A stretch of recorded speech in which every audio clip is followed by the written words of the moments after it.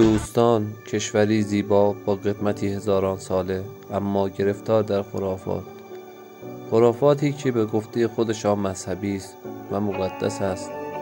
اما همین آیین و مذهب مقدس اکثر اوقات بهای جان و زندگی سالمشان می شود. در برخی از نقاطی از هندوستان مردمانی هستند که برای قورباغه‌ها عروسی می‌گیرند. آنها این کار را اوایل پاییز و زمانی که باران نیامده انجام میدن. در این مراسم یک جفت قورباغه که نامهای آنها را خدای باران و خدای بادها کنار هم گذاشته و همانند انسانها برای آنها عروسی میگیرند.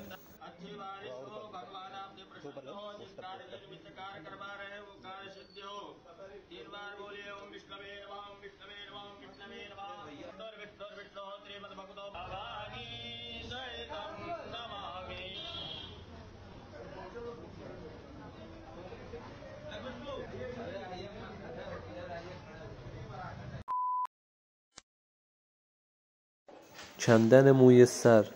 در برخی از نقاطی از هندوستان قبایلی هستند که موی سر خود را به خاطر دینشان نظم می‌کنند و حتی در بعضی از مواقع این کار را با دست خالی هم انجام میدن و موی سر خود را با دست میکنند. جالب تر از آن این است که اینها قبل از انجام دادن این مراسم سر خود را با خاکستر مدفوع گاو تبرک میکنند و سر خود را به آن میمالند. عجیبترین چیز اینجاست که کاهنهای معبد از این کار پول خوبی هم به جیب میزنند با فروختن موی سر این افراد در بازار. تقریبا این افراد سالی 2 بار این کار را انجام میدن.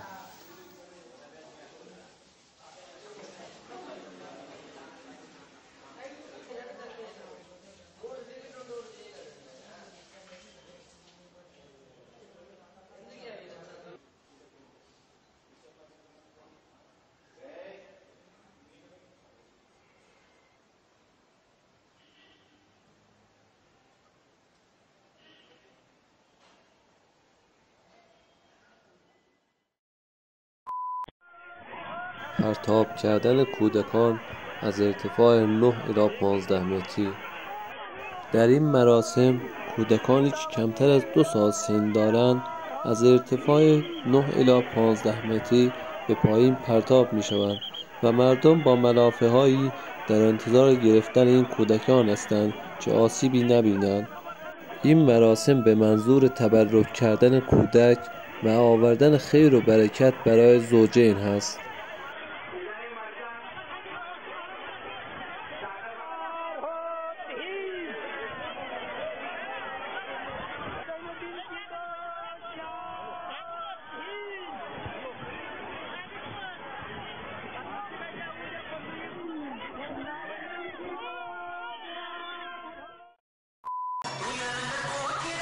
فستیوال تایپوسام.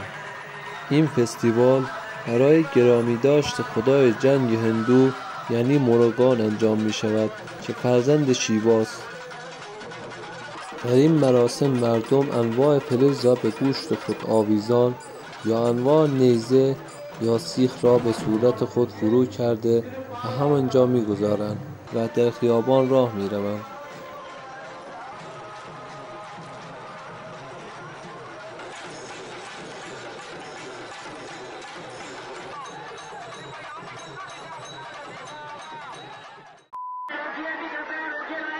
عبور گاو از روی انسان.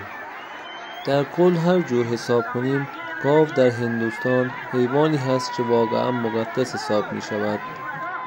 یکی از عجیبترین مراسم ها در هند عبور کردن گاو از روی کمر انسان است. آنها در مسیر گاو می خوابند تا گاو از روی آنها رد بشود. آنها بر این باورند که سم گاو بر روی کمر هر یک از این افراد بیفتد خیر و برکت دنبال او خواهد بود. و این را هم بگم که کسی تا به حال در این مراسم کشته یا مجروح نشده است و کسی هم گزارش از این حادثه نداده است.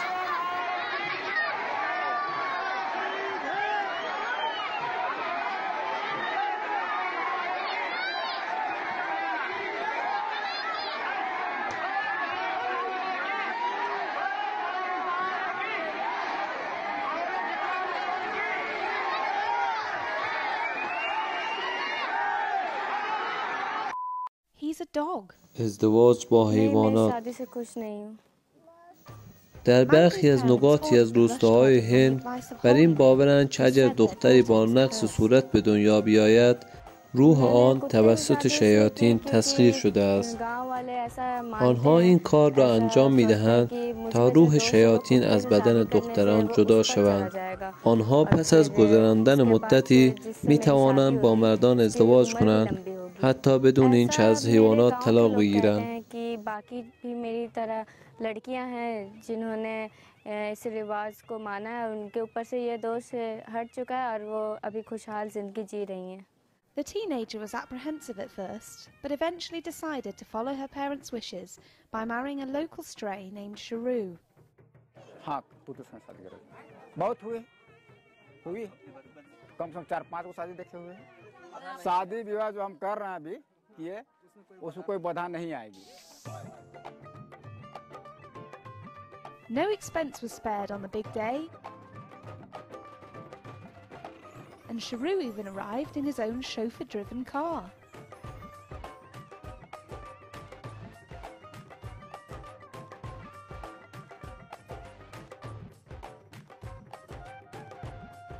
The whole village then watched as a traditional Hindu ceremony was performed before toasting their happiness with cups of homemade liquor.